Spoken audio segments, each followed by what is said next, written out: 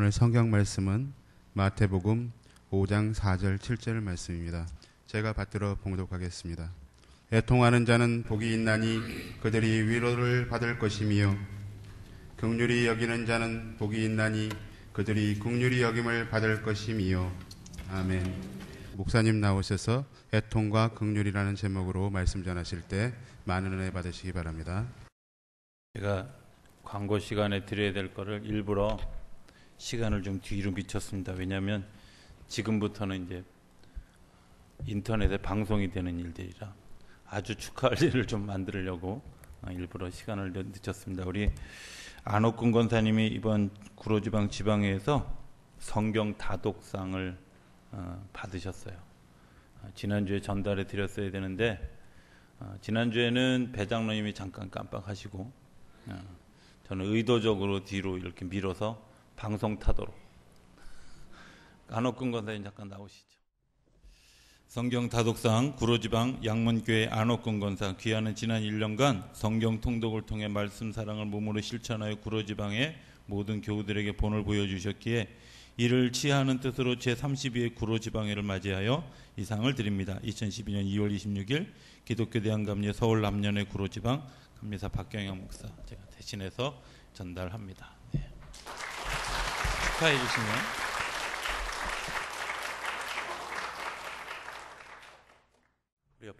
옆에 있는 분들하고 인사하겠습니다. 옆에 있는 분들하고 주님의 사랑으로 사랑합니다. 네.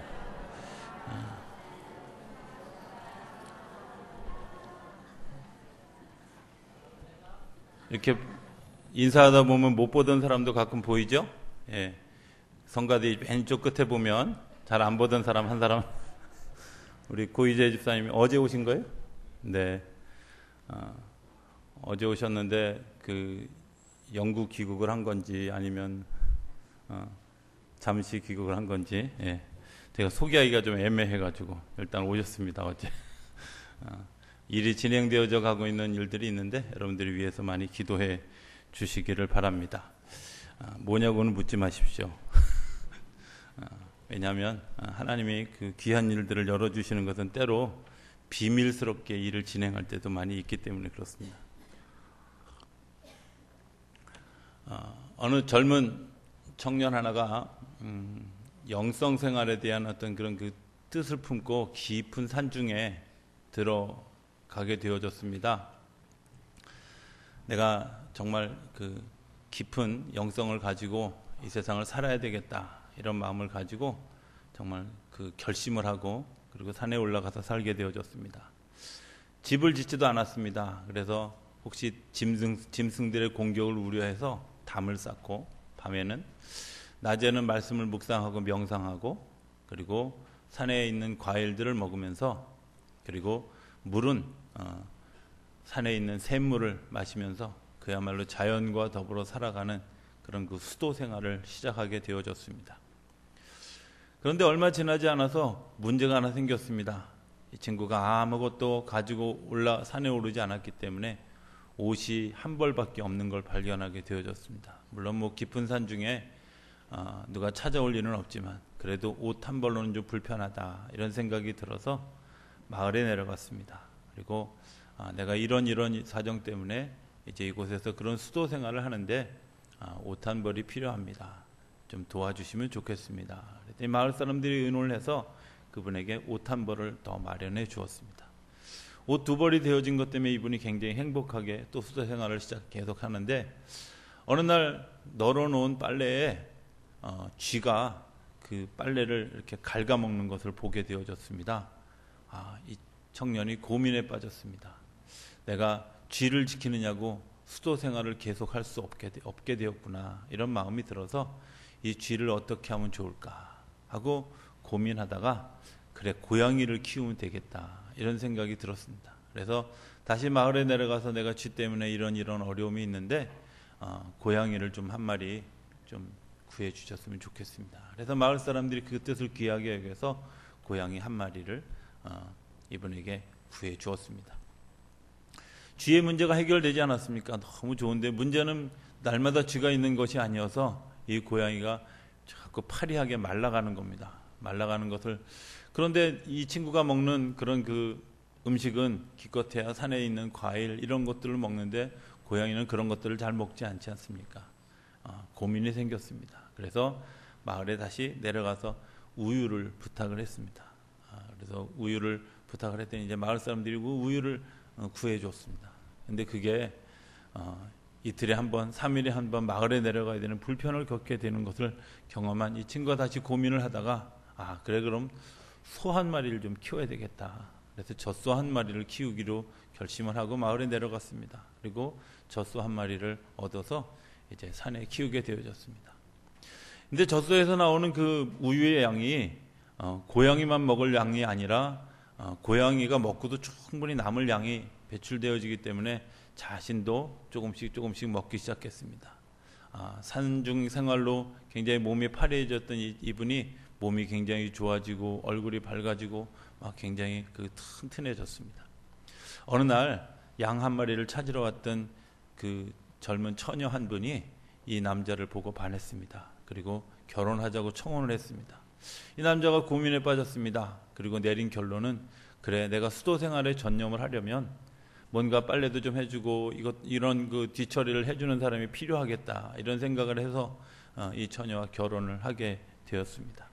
그리고 3년이 지나고 난 다음에 아이도 둘 생기고 젖소는 3마리나 생기고 그리고 자기가 늘 먹을 수 있는 그런 것들을 만들기 위해서 과수원도 생기고 너무 땅이 넓어지니까 이 사람이 어떤 마음이 들었냐면 거기다 명상원을 하나 차렸으면 좋겠다 이런 마음을 가지고 거기를 영원한 젊음의 사원이다 라는 그런 편말을 붙여서 명상원을 이제 개설하게 되어졌습니다. 많은 사람들이 찾아오고 그 많은 사람들이 찾아올 때마다 이 친구가 이렇게 이야기합니다. 제가 홀홀단신으로 이곳에 올라왔습니다. 그리고 바지 한 벌을 더 얻었는데 쥐가 바지를 쏘는 것을 보고 이렇게 시작하는데 많은 사람들이 그것에 대해서 은혜를 받지만 정작 그 사실을 다 아는 마을 사람들은 아무도 이 사람을 명상가라고 생각하거나 수도사라고 생각하지 아니하고 그 사람을 사업가로 생각하게 되었다는 겁니다. 이 이야기는 파울로 코엘료라고 하는 사람이 지은 흐르는 강물처럼이라고 하는 책에서 나오는 그런 내용들입니다. 이 책을 읽으면서 이런 생각을 했었습니다. 사람이 변해가는 것 너무나 조금씩 변해가기 때문에 언제 내가 변질되어졌는지 모르는 그런 삶의 모습을 살아가게 된다 하는 것입니다. 우리가 변질되어지는데 변질되어지는 것을 모르는 그런 그 원인이 도대체 무엇일까? 그리고 그 변질되어지는 것을 막을 수 있는 방법은 없을까 하는 생각을 하게 됩니다. 또 다른 일화 하나를 소개하기 원합니다. 제가 고등학교 다닐 때 YFC라고 하는 그런 그 청소년, 그러니까 성경 크리스찬 모임에 있었는데 1년 후배 중에 아주 무던한 친구가 있었습니다. 이 친구가 뭐 한 번도 화를 내는 걸 본 적이 없습니다. 그래서 선배들이 장난으로 이 친구가 어느 정도까지 하면 화를 내나 그래가지고 옛날에 저희가 그 중고등학교 다닐 때는 프로레슬링이 한참 유행할 때였는데 팔을 뒤로 이렇게 꺾어가지고 이렇게 꺾어서 이렇게 조금씩 올리면 이제 이게 아프잖아요. 그러니까 그 친구 이제 거기서 이렇게 팔을 이렇게 한번 꺾어보기로 그래가지고 이 친구를 이렇게 팔을 뒤에서 꺾는데 아파 이러는 거야. 그러니까 신이 나서 조금 더 했어요. 그러니까 또 아파 이러고 마는 거예요. 그래가지고 그 아파 소리를 한 몇 번 하더니 뚝 소리가 났는데 이 친구가 화를 내기는커녕 거봐 부러졌잖아 이러는 거 얼마나 황당해요. 아니 그런데 그 황당한 친구가 그 1년 후배가 어느 날 제가 대학에 가고 그 뉴스에 나오는데 이렇게 뉴스를 이렇게 가만히 보니까 그 데모하는 전선에서 최앞선에서 막 돌 던지는데 막 성난 얼굴을 하고 그 친구가 막 그런 걸 보게 되어졌어요. 그래가지고 이제 막 연락처를 찾아가지고 도대체 그 친구가 뭘 하나 그랬더니 어느 학교의 학생회장이고 막 그냥 이 분노가 가득 차가지고 막 그 목소리도 막 정말 달라진 그 친구의 모습을 발견하게 되어졌습니다. 아니 거봐 부러졌잖아 하고 참을성이 묻어나던 그 친구가 어떻게 그렇게 사회에 대해서 분노하게 되어졌을까 하는 것이 저희가 마음속에 굉장히 오랜 동안 고민이었습니다. 그 친구가 그렇게 변해가게 된 원인이 도대체 무엇이었을까? 제가 두 가지 그 이야기를 이렇게 제시하면서 제 마음속에 이런 고백, 이런 마음이 들었습니다. 혹시 내가 나를 보지 못하는, 나를 볼 수 없는 눈을 내가 가지고 살아가고 있는 것은 아닐까 하는 생각입니다. 나를 보는 눈, 그 나를 보는 눈의 잣대가 혹시 다른 것 때문에 내가 나를 발견하지 못하는 건 아닐까, 이런 생각을 합니다. 우리는 대부분의 다른 사람이 나를 어떻게 보는가가 나를 판단하는 기준일 경우가 많이 있습니다. 다른 사람이 나를 어떻게 보아줄까? 다른 사람이 나를 어떻게 판단할까? 다른 사람이 나를 어떻게 이야기할까? 다른 사람이 나를 칭찬할까? 다른 사람이 나를 혹시 아니라고 할까? 이런 것들 때문에 자기들의 삶의 포커스를 엉뚱한 곳에 맞추고 살아가는 사람들이 너무나 많이 있다는 겁니다. 그런데 대부분의 사람들은 그 박수치는 것 때문에 자기의 존재를 잃어버리고 자기의 존재가 무너져 가는데도 불구하고 그 무너져 가는 것들을 채우지 못하는 어리석음을 범할 때가 많이 있다는 겁니다. 아랍의 격언 중에 이런 것이 있습니다. 모든 햇빛은, 끊임없이 계속되어지는 햇빛은 사막을 만든다 하는 이야기입니다.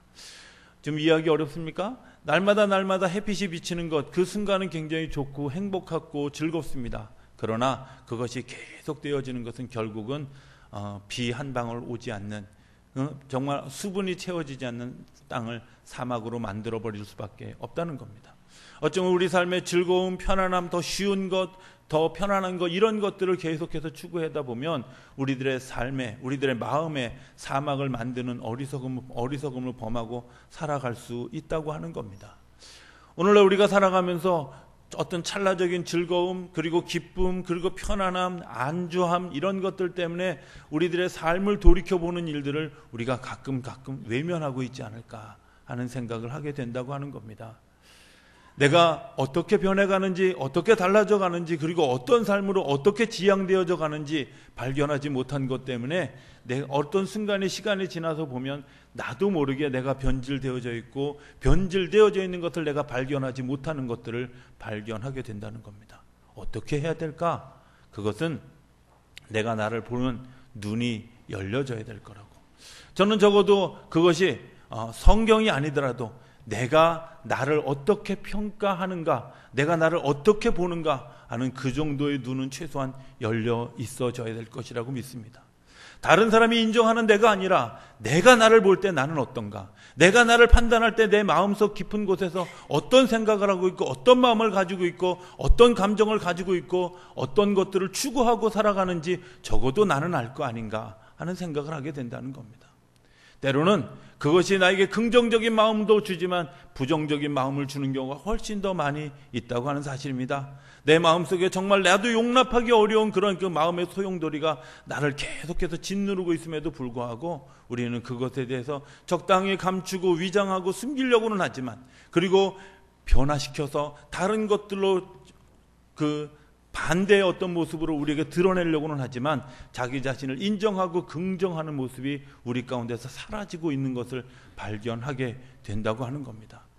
가끔 교인들하고 이런 얘기를 하다 보면 이렇게 얘기하는 분들이 있습니다. 목사님, 제가 이렇게 안타까운 모습, 불쌍한 모습을 보여드려서 죄송합니다. 이렇게 이야기하는 분들이 의외로 많이 있습니다. 여러분들, 저는 그렇다고 생각하지 않습니다. 삶을 살아가면서 누구나 다 높낮이가 있고, 삶을 살아가면서 당연히 희비가 있고 애락이 있는 것 아니겠습니까? 내가 지금 그 사이클에 걸려 있을 뿐이지 사실은 내가 그렇게 되어지는 것이 누구의 잘못도 아니라는 겁니다. 우리가 삶을 살면서 오르막이 있으면 당연히 내리막이 있는 거고, 삶을 살아가면서 그런 굴곡이 있는데도 불구하고 그런 그 굴곡을 굴곡으로 인정하지 않으려고 하는 우리의 노력, 우리의 모습이 우리로 하여금 눈물을 마르게 하는, 그리고 그것을 다시 돌아보고 고백하고 내가 되돌아서겠다고 하는 그런 그 결심을 갖게 하는 그런 요소들이 되어질 수 있다는 겁니다. 오늘 우리들의 삶을 살아가면서 너무 행복한 것에 치중하다 보니까 불행한 것이 마치 죄인 것처럼, 내가 실패한 것이 마치 잘못인 것처럼, 내가 넘어지는 것이 마치 부끄러운 일들처럼 여겨지는 어리석은 모습을 보게 됩니다. 가끔은 인터넷에 있는 동영상에 보면 넘어지는 사람들, 뭐 얼음판에서 넘어지고 막 눈길에서 넘어지고 이런 사람들을 아주 재미있다는 듯이 찍어 놓은 것들을 봅니다. 저는 그런 문화에 대해서 굉장히 거부 반응을 일으킵니다. 여러분들, 사람 넘어질 수 있지 않습니까? 4발로 걷는 짐승보다 2발로 걷는 사람은 훨씬 더 넘어질 확률이 크게 되어져 있습니다. 어쩌면 넘어지는 것이 정상입니다. 그럼에도 불구하고 넘어지는 것이 창피한 것처럼 취급하는 그런 세상, 그것 때문에 오늘 우리들이 나 자신을 드러내지 못하고 드러내지 못한 것 때문에 내가 울 수 없는 어리석은 모습을 가지고 살아가게 된다고 하는 것입니다. 오늘 제목을 드린 애통한다고 하는 것은 나를 돌아보는 겁니다. 애통한다는 것은 나를 돌아볼 때 비로소 내가 애통한 것을 느낍니다. 내 마음속에 정말 있어야 될 것은 있고 있어야 될 것은 없고 없어야 될 것만 가득 차 있는 내 모습, 그것 때문에 울 수 있는 것, 그게 애통함이라고 여겨집니다. 그런데 우리는 그 내면의 모습들을 보지 않으려고 합니다. 왜? 내 내면의 모습을 들여다보면 너무나 많은 것들이 내 내면에 있다고 하는 것을 발견하게 됩니다. 나도 모르는 가운데 내 속에 굉장한 두려움이 있다는 것을 발견하게 됩니다. 나도 모르는 가운데 내 속에 굉장히 소심한 모습을 발견하게 됩니다. 내 속에 정말 거짓이 가득 찬 모습을 발견하게 됩니다. 그리고 위축된 내 모습을 발견하게 됩니다. 그런데 그 모습이 너무나 싫습니다. 보고 싶지 않습니다. 보고 싶지 않기 때문에 덮어두고 감춰두고 그리고 위장하려고 합니다. 그런데 여러분들, 그렇지 않습니까? 저는 그렇게 생각합니다. 바다를 우리가 좋아하는 이유고, 바닷속의 어떤 그 복원은 사실은 바다 밑에 있습니다. 산 속에 있는 그 산을 발견하는 복원은 다 산 깊은 곳에 있습니다. 우리가 산의 정말 유용함을 발견하려면 산 깊은 곳으로 가야 하고, 바다의 유용함을 발견하려면 바다 밑에 들어가 봐야 아는 건데, 우리 내면의 모습을 감춰두고 그것의 그 보물을 파내지 않는 사람이 그 속에서 영원한 기쁨을, 정말 내가 멈출 수 없는 그런 그 기쁨들을 우리가 가질 수 없다는 것을 너무나 잘 알면도 불구하고 우리는 내면 속으로 들어가려고 하지 않는다고 하는 사실입니다. 저는 여러분들이 사순절을 지나면서 그 내면의 모습을 좀 볼 수 있게 되기를 바랍니다. 우리 내면에 어떤 것들이 내 삶의 동기로 작용하고 있는가를 좀 볼 수 있게 되길 바랍니다. 내가 이렇게 하는 것들이, 내가 이렇게 하는 일들이 내가 얼마나 나를 굉장히 속이고 뒤로 물러서게 하는가 하는 것들을 좀 볼 수 있게 되기를 바랍니다. 사실 우는 사람이 위로를 받습니다. 아이들을 키우면서 이렇게 보면요, 아이들이 그냥 야단치면 그냥 때리면 때리는 대로 맞는 사람이 있고요, 또 때리려고 그러면 도망가는 사람도 있고요, 또 때리려고 그러면 손으로 막 왜 이러십니까? 이렇게 붙드는 사람도 있고. 근데 여러분들, 어떤 사람 더 때리게 됩니까? 우리가 보면, 제가 생각할 때 제일 못 때리게 되는 경우는 그냥 한 대 맞으면 우는 겁니다. 예? 그것도 아주 정말 철양맞게 울고 나면 더 이상 어떻게 할 수 없는, 어쩌면 우리가 가지고 있는 가지고 있는 가장 큰 무기 중에 하나가 뭐냐면 눈물인데, 그 눈물이 있으면 당연히 뒤따라오는 것이 위로인데도 불구하고 우리가 울려고 하지 않는다는 겁니다. 성경은 이렇게 얘기합니다. 애통하는 자가 복이 있다. 그런데 애통하는 자가 복이 있는데 왜 복이 있느냐면 그 사람이 위로를 경험하기 때문에 복이 있다는 겁니다. 위로함. 정말 내 가슴을 만질 수 있는 그 위로함을 경험하기 위해서 내 속에 눈물이 흘러져야 내 마음이 비워지고, 그 비워진 마음 가운데 정말 그 긍휼함이, 그 아픔을 느껴지는 사람들의 한마디의 이야기가, 한마디의 행동이, 하나의 행동이 내게 위로로 다가오게 된다고 하는 사실입니다.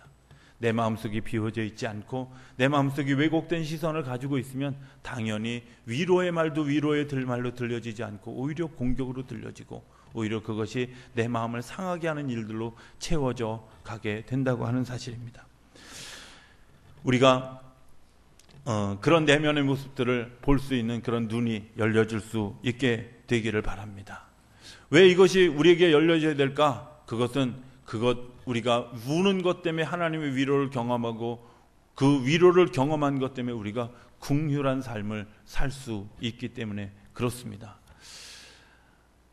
상담을 공부하다 보면 그 상담하는 여러 가지 원칙들이 있습니다. 뭐 잘 들어라, 뭐 투사에 대해서 뭐 어떻게 반응해라, 뭐 이런 여러 가지 이야기가 있습니다. 그런데 그 중에 하나가 뭐 어떤 것이 있냐면, 내담자가 이야기하는 것을 윤리적인 잣대로 판단하지 말아라, 그리고 정죄하지 말아라, 이런 것이 있습니다.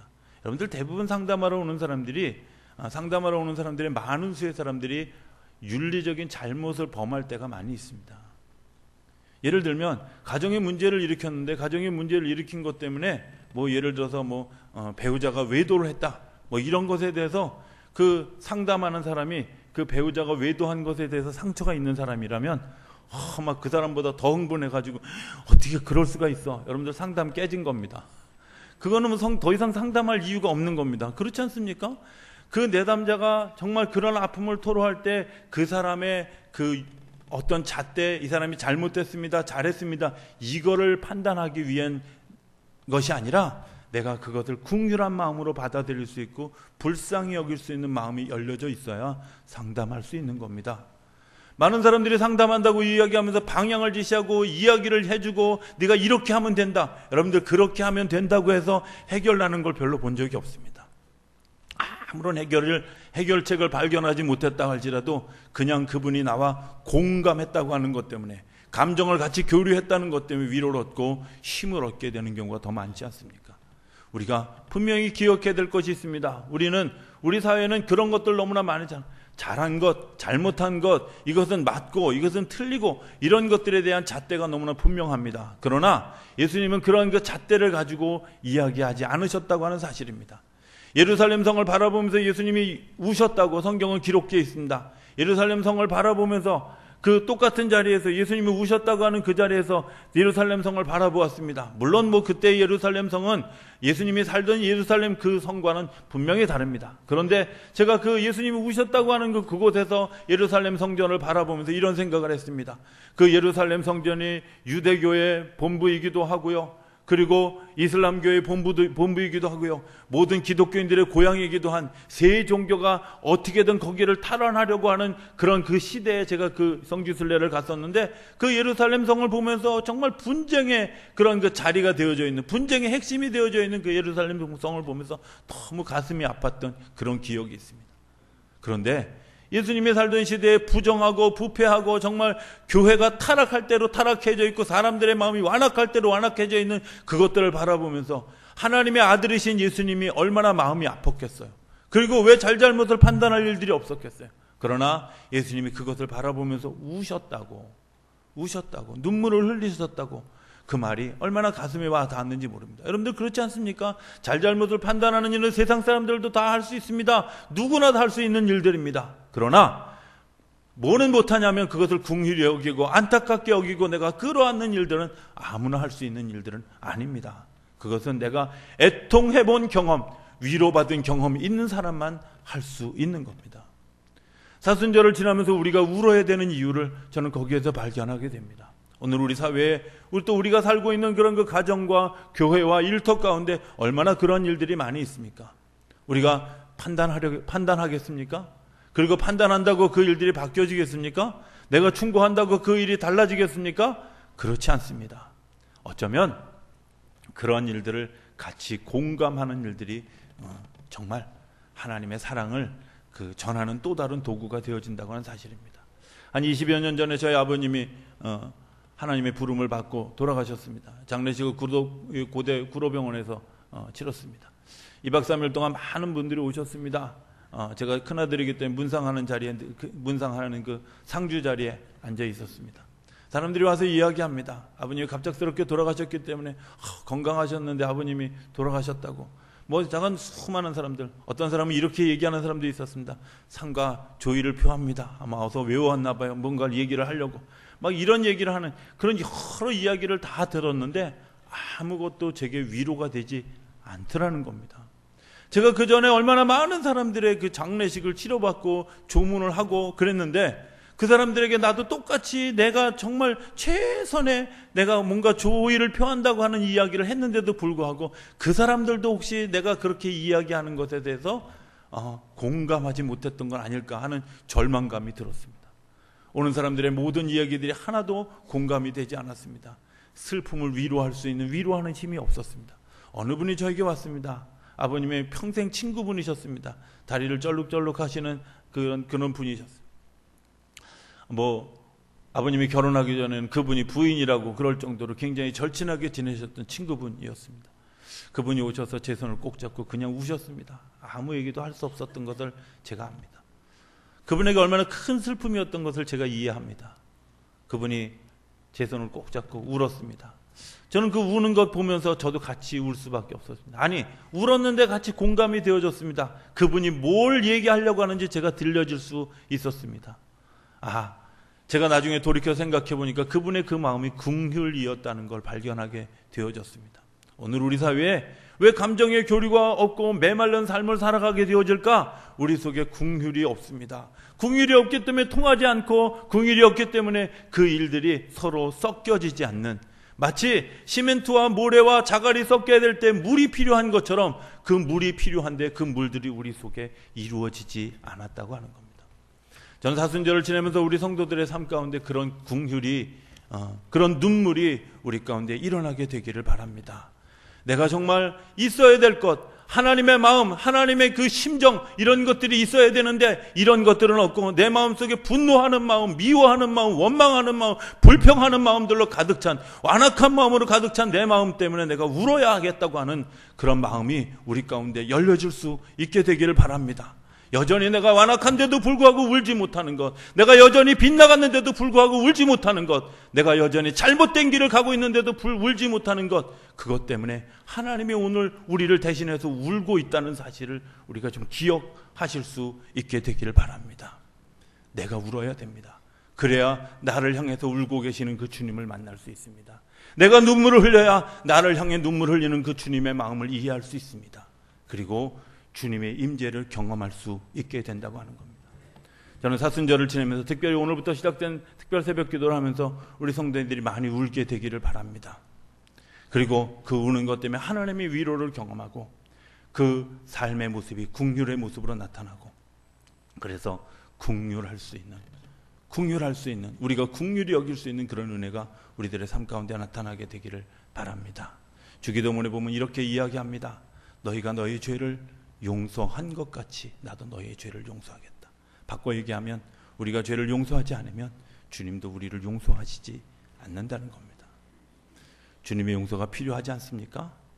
우리가 먼저 우리의 죄를, 우리 이웃의 죄를 용서할 수 있는 우리의 긍휼이 우리의 삶에서 시작되어질 수 있게 되길 바랍니다. 그래서 넉넉한 주님의 그 위로와 용서와 사랑이 우리 가운데 넘쳐나는 역사가 일어나게 되기를 주의 이름으로 축원합니다. 기도하겠습니다.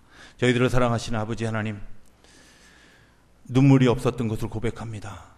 그리고 그 눈물이 메말라서 나의 삶이 부서져 내리는데도 불구하고 하나님 인지하지 못했던 것을 고백합니다. 주님, 저희 속에 눈물을 다시 회복시켜 주시옵소서. 애통함을 다시 회복시켜 주시옵소서.